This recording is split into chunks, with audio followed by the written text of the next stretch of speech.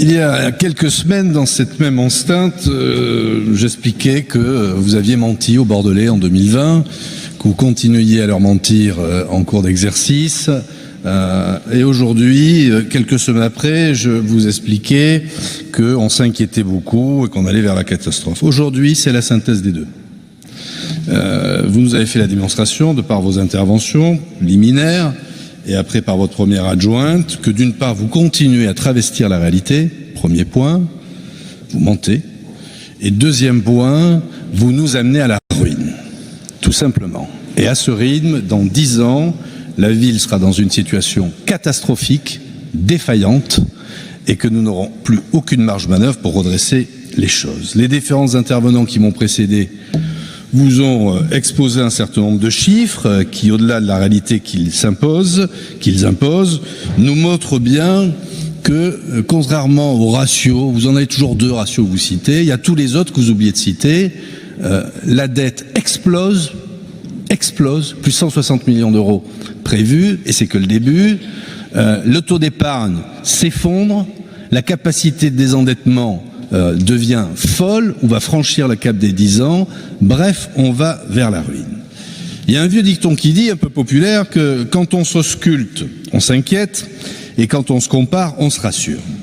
Mais à Bordeaux, quand on s'ausculte, on s'inquiète toujours, et quand on se compare, on s'inquiète encore plus. Parce que quand vous comparez quelques chiffres avec d'autres collectivités, vous oubliez l'essentiel. Ils n'ont pas de dette qui explose, ils ont une capacité de fonctionnement qui est maintenue.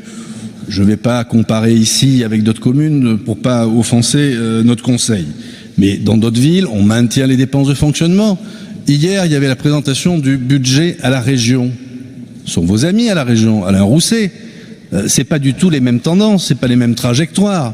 Votre trajectoire nous amène dans le mur, et quand je dis vote, c'est la vôtre, monsieur le maire. C'est vous le responsable. C'est vous qui devez donner l'impulsion pour aller vers des objectifs dont vous vous gargarisez qui n'existent pas. Quand vous dites, c'est madame la première adjointe qui le dit, on dépense plus qu'avant. C'est faux, ça vous a été prouvé. Avec l'indexation de l'inflation, là où entre 2014 et 2020, il y avait en moyenne 100 millions d'euros d'investis, aujourd'hui vous êtes à 100 millions. 105 précisément d'un côté, 105 précisément de l'autre. Et quand on regarde les PPI successifs, alors aujourd'hui c'était pas l'autre jour, c'était la fois dernière, mais même vous citez pas les mêmes chiffres. Et d'un PPI à l'autre, les chiffres varient sur des années précédentes. Donc moi, je mets en doute maintenant la fiabilité de vos préconisations, de vos objectifs, et vu la façon dont se passent les choses, nous savons que vous ne tiendrez pas vos engagements d'ici 2026. Et par ailleurs, quand madame, vous expliquez toute la magnificence qui est la vôtre, sur l'investissement, sur 45 ou 46 opérations que vous présentez sur ce budget cette année, il n'y en a que 2 nouvelles. Toutes les autres ont été votées, décidées, financées en 2019 ou sur le PPI 2020, voté en novembre 2020. C'est ça la réalité. Et à tous ceux qui dodelinent de la tête, reprenez les chiffres. Il y a que à peine 5% des imparations inscrites au PPI qui sont de vos décisions. Tout le reste a été décidé avant.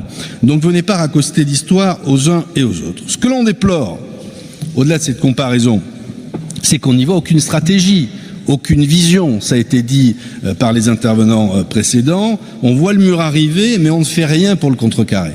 Sinon que de surfiscaliser les choses, ça a déjà été fait, vous aurez du mal de le refaire cette année, mais on le refera l'année prochaine, je le vois venir, augmenter les tarifs, baisser les services. Parce qu'au final, quand on fait un peu de recul, on prend un peu de recul sur les 4 ans qui sont passés, la ville elle est moins propre, je dirais même qu'elle est dégueulasse, la ville elle est moins sécure, on a de plus en plus de difficultés sur la sécurité, et elle n'est pas vivante, plus de vie dans les quartiers, plus rien. Et le plus triste, c'est que face à ça, elle n'est pas plus verte. Et que contrairement à ce que vous annonciez, à part quelques micro-forêts ici ou là, nous expliquer que l'option de circulation sur les boulevards, d'une part, la condamnation d'une voie pour le bus, c'est pas vous, ça a été fait par vos prédécesseurs, premier point. Et nous expliquer que la pollution, elle a baissé de façade à façade. Oui, ça c'est comme le nuage de Tchernobyl dans les années 80, c'est-à-dire qu'il s'était arrêté à la frontière de la France. La pollution, elle a disparu ailleurs. Donc vous racontez des bobards du matin au soir, et tout ça pour nous amener dans le mur. Pour finir, comme je le disais, au-delà de l'inquiétude, on est maintenant certain que vous laisserez à vos successeurs une ville endettée, sans capacité de manœuvre, sans capacité d'appliquer des politiques publiques. Et ce que je redoute maintenant aujourd'hui, c'est que vous réussissiez à faire de Bordeaux la nouvelle Grèce parmi les villes. Merci. Voilà. Ça manquait effectivement.